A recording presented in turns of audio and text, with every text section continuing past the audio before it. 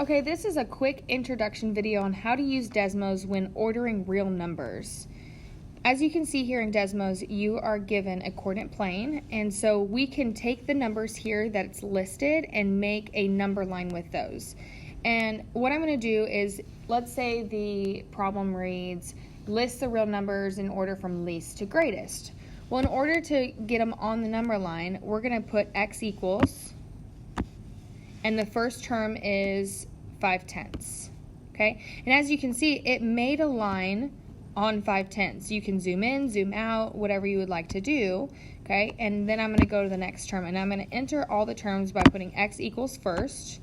The next term is square root 5.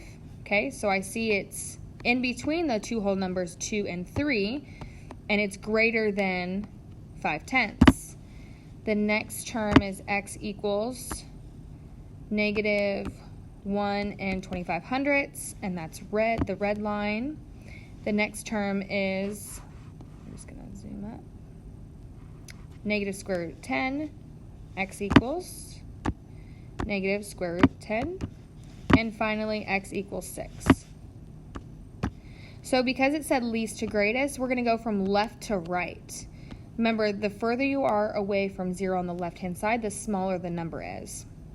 So you can go ahead and highlight each line, and it will tell you the value in its original form. Because remember, when we're ordering real numbers, we always want them in original form. So least to greatest would be the line all the way to the left, which is going to be our blue line. So the first number that you'd write down, that's the lowest value, is negative square root of 10.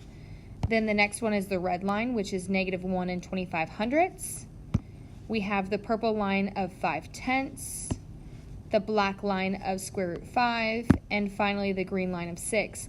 It also gives you those values. If you do put in an irrational number, it gives you those values in decimal form, which is also pretty nice.